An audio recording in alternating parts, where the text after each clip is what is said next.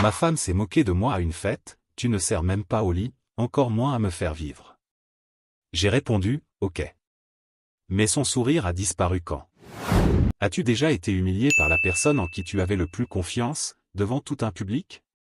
C'est exactement ce qui m'est arrivé ce soir-là.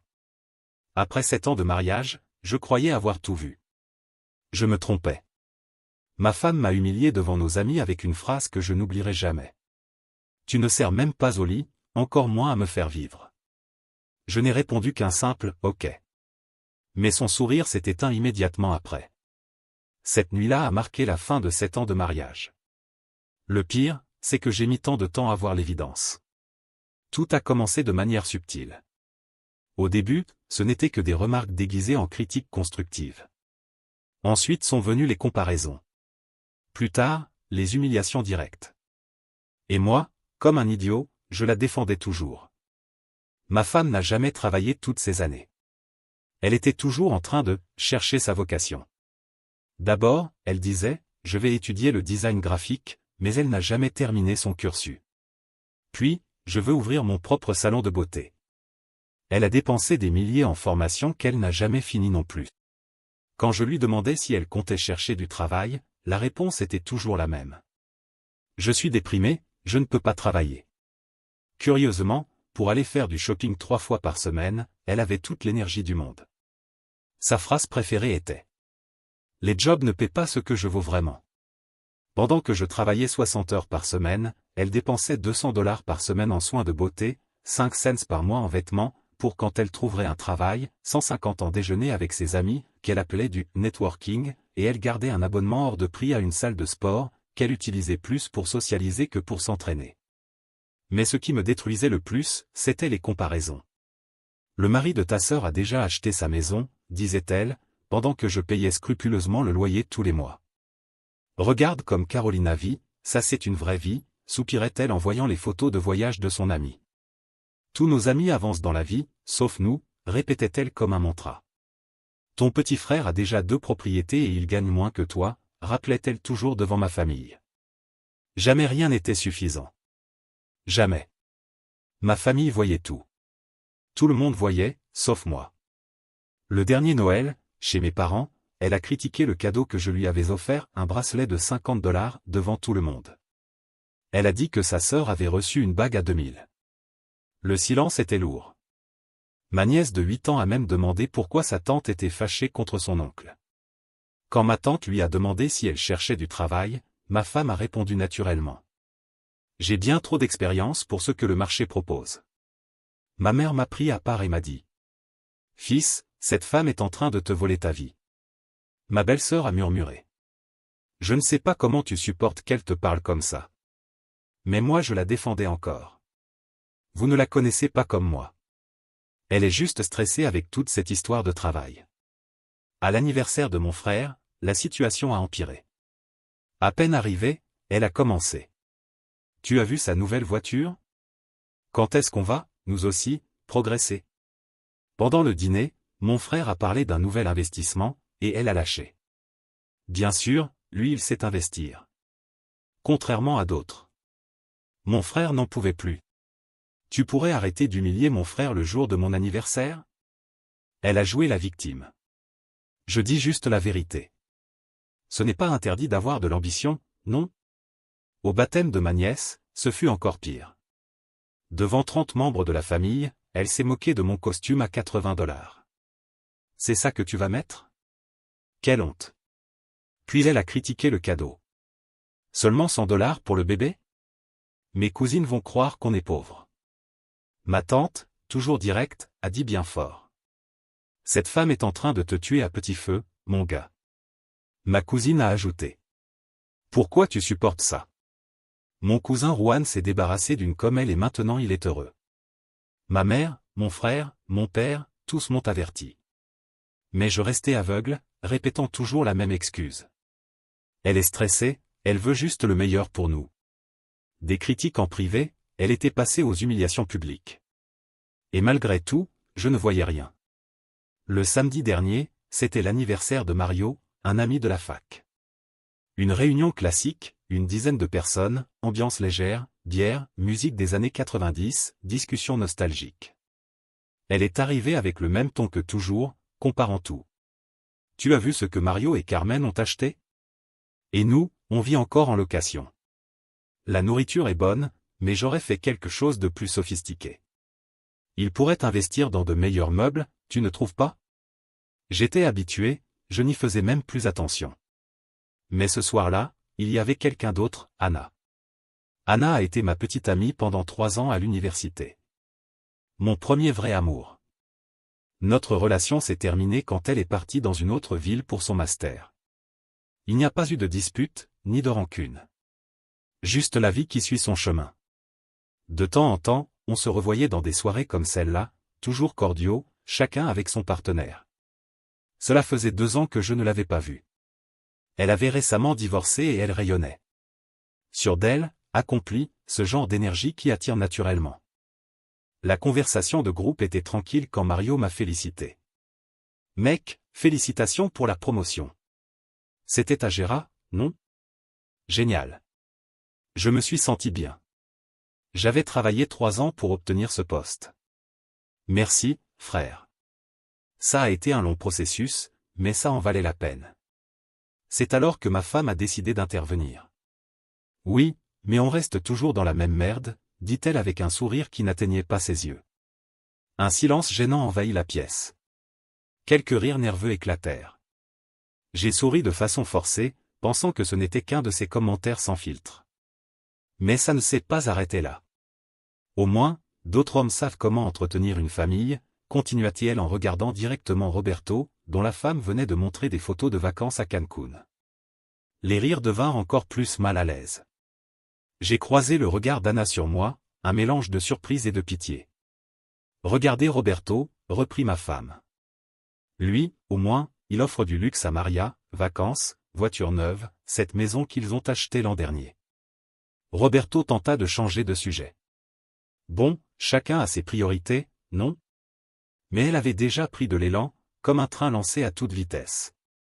Les priorités sont fixées par l'homme de la maison, dit-elle en me regardant droit dans les yeux. Certains savent ce qu'ils veulent, d'autres pas. Le silence était désormais glacial. Toutes les conversations s'étaient arrêtées. d'hyper-Dieu nous fixait, certains gênés, d'autres pleins de compassion. Et puis vint le coup final. Tu ne sers même pas au lit, encore moins à me faire vivre. Le silence qui suivit dura exactement 15 secondes. Je les ai comptés. 15 secondes qui semblèrent une éternité. Personne ne savait où regarder. Mario toussa, nerveux. Carmen marmonna quelque chose à propos d'aller chercher plus de bière. Anna me fixait intensément. Et, pour la première fois en 7 ans, quelque chose s'est brisé en moi. Je n'ai pas ressenti de honte. Je n'ai pas ressenti de colère. Je n'ai pas ressenti de douleur. J'ai ressenti de la clarté. Une clarté absolue, cristalline, qui a tranché 7 ans de brouillard émotionnel comme un rayon laser. J'ai pris mon téléphone, j'ai regardé l'écran calmement et j'ai dit un seul mot. Ok. Ma femme s'attendait à des cris, du drame, que je me défende ou que je riposte avec la même agressivité. Elle s'attendait à contrôler ma réaction, comme elle l'avait fait toutes ces années. Mais au lieu de ça, je me suis levé avec un calme que je ne me connaissais pas et j'ai marché directement vers Anna. Anna, comment tu vas? Ça fait longtemps qu'on n'a pas vraiment parlé. C'était comme si ma femme n'existait plus. Son expression changea immédiatement. Le sourire cruel disparut, ses yeux se remplirent de panique. Pour la première fois depuis des années, elle ne contrôlait plus la situation. Excuse-moi. Tenta-t-elle d'interrompre. Je la regardais comme si elle était une parfaite étrangère. Désolé, je crois qu'on ne se connaît pas. Et je repris ma conversation avec Anna. Tout coula naturellement. Elle me parla de son nouveau travail comme ingénieur système, des projets qu'elle dirigeait, de son divorce. Je lui parlais de ma promotion, de mes plans, de choses que je n'avais pas partagées depuis longtemps avec quelqu'un qui écoutait vraiment. Ma femme essaya d'interrompre plusieurs fois, mais je l'ignorais complètement. C'était comme si elle était invisible. Après une vingtaine de minutes de discussion, j'ai demandé à Anna. Je peux te raccompagner. Je crois qu'il se fait tard. Elle sourit. Avec plaisir. En marchant vers la porte, ma femme me suivait comme un chien perdu. « Qu'est-ce que tu fais? T'es devenu fou? C'est ridicule. » Je ne répondis pas. Je ne me retournai pas. Elle n'existait simplement plus.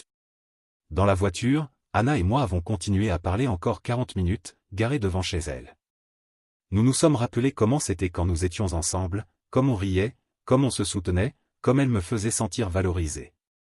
Avant de descendre, elle dit : « J'ai toujours su que tu méritais une femme qui te respecte vraiment. » Et nous nous sommes embrassés. Après 7 ans d'un mariage mort, ce baiser fut comme recommencer à respirer. Quand je suis rentré à la maison à 3 heures du matin, ma femme m'attendait, telle une bête en cage. « Où étais-tu? Avec qui? Qu'est-ce que tu crois faire? » Je la regardais avec la même clarté que pendant la fête. J'étais avec une femme qui me respecte. Quelque chose que tu ne connais pas. Elle oscillait entre la fureur et la panique. « Tu es fou? C'était juste une blague. Tu ne peux pas être sérieux. » « 7 ans de blague, répondis-je en allant dans le dressing pour sortir une valise. C'est fini. Qu'est-ce que tu fais? Demain, je commence à chercher un appartement. Ce bail est à mon nom. Tu as jusqu'à la fin du mois pour trouver où vivre. Et, pour la première fois en 7 ans, j'ai dormi en paix. Cette nuit-là, je ne suis pas rentré chez moi. Après avoir laissé Anna, j'ai conduit 1 heure sans but. Je ne pensais à rien de précis, je conduisais juste. C'était étrange. Pour la première fois depuis des années, je n'avais pas cette boule d'angoisse au ventre, me demandant dans quel état d'humeur elle serait quand je rentrerais. Anna m'a envoyé un message pour savoir si j'allais bien. J'ai répondu que je ne voulais pas rentrer. Elle m'a invité à passer la nuit.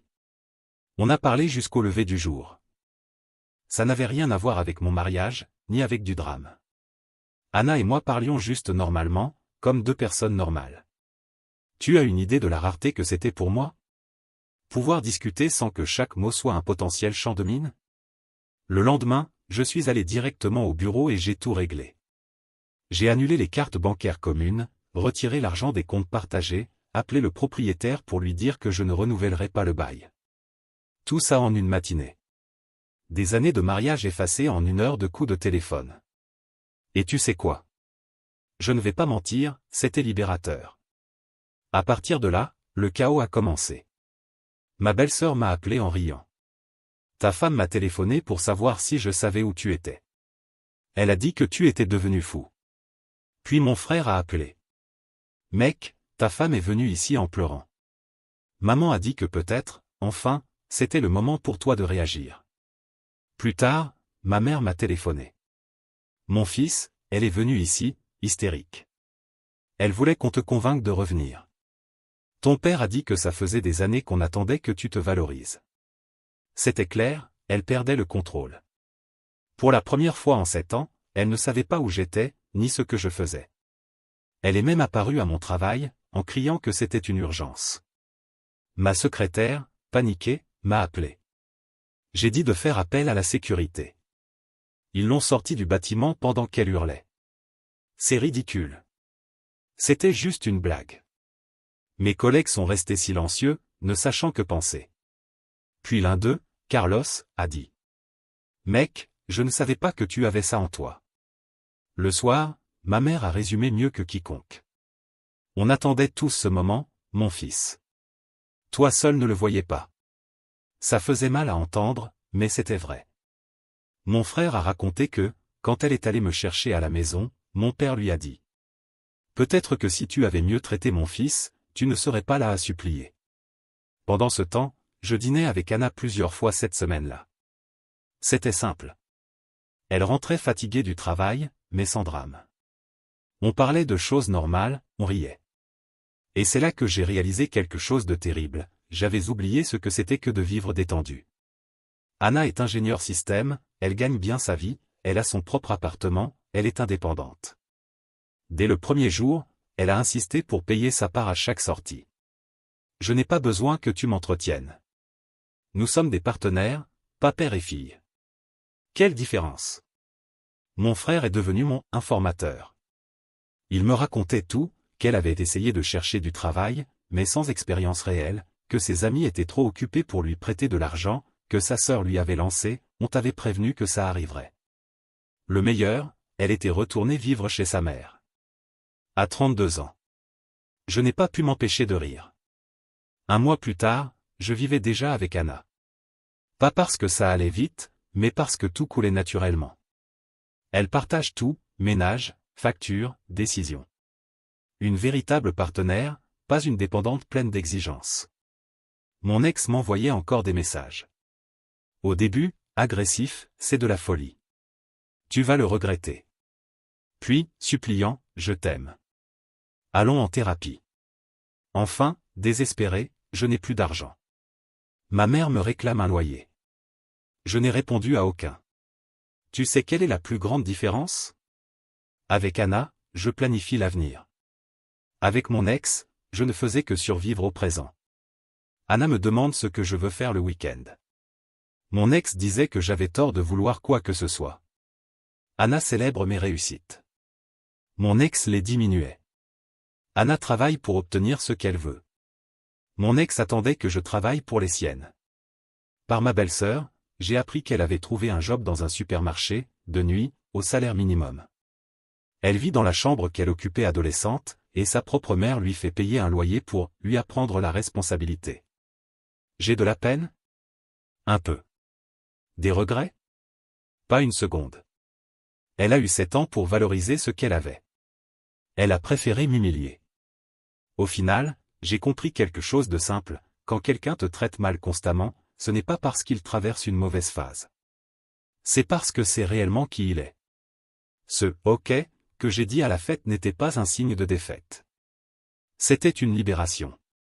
Et parfois, la meilleure réponse est simplement de partir. Les premiers mois furent des montagnes russes de tentatives désespérées de sa part. Mon frère me tenait au courant, car elle continuait d'appeler. Au début, ce n'était que du drame, ton frère est devenu fou. Ça ne peut pas arriver. Ces temps ne peuvent pas se terminer comme ça.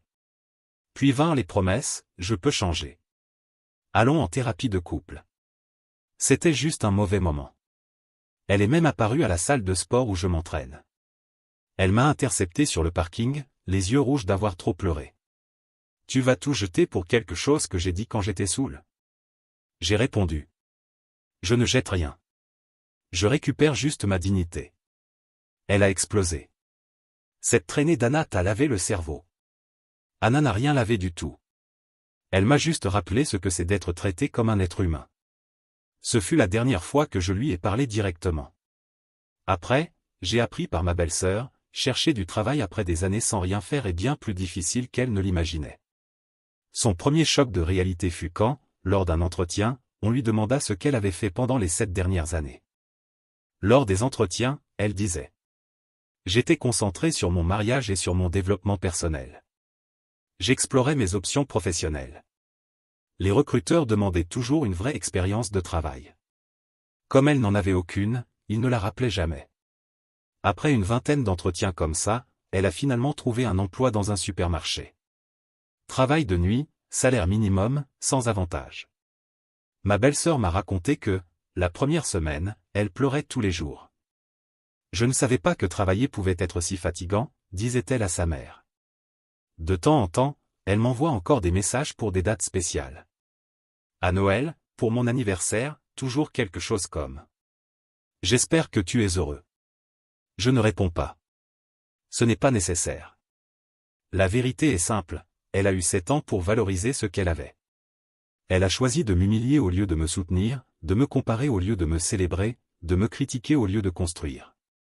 Et quand j'ai enfin réagi, quand j'ai enfin décidé de me respecter, il était déjà trop tard.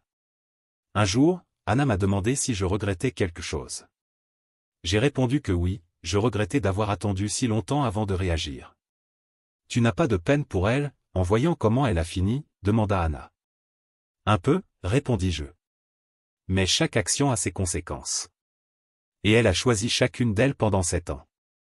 Pour ceux qui pensent que j'ai été trop dur, elle m'a humilié publiquement après des années de mauvais traitements. Moi, je suis simplement parti. Et pour ceux qui traversent quelque chose de similaire, je dis ceci, quand quelqu'un te montre qui il est vraiment, crois-le. Parfois, la meilleure vengeance, c'est simplement d'être heureux. Les bonnes choses arrivent quand on prend les bonnes décisions. Au final, cette histoire m'a appris une leçon simple mais puissante. Le respect ne se demande pas, il s'impose. Pendant 7 ans, j'ai essayé d'être suffisant pour quelqu'un qui avait déjà décidé que je ne le serais jamais. J'ai gaspillé mon énergie à tenter de changer son opinion de moi, alors que j'aurais dû changer mon opinion d'elle. Parce que le véritable amour n'humilie pas, ne compare pas, ne détruit pas. Le véritable amour construit, célèbre et respecte. Mon ex m'a rendu un service, ce soir-là à la fête, elle m'a montré clairement qui elle était. Et, enfin, j'y ai cru. Commentaire Monsieur Reddit. C'est drôle, elle disait avoir trop d'expérience pour le marché, mais au final elle a découvert qu'on n'a pas besoin de CV pour remplir des sacs au supermarché de nuit. Qui aurait cru que le vrai bokeh de cette soirée serait le début du meilleur upgrade de sa vie?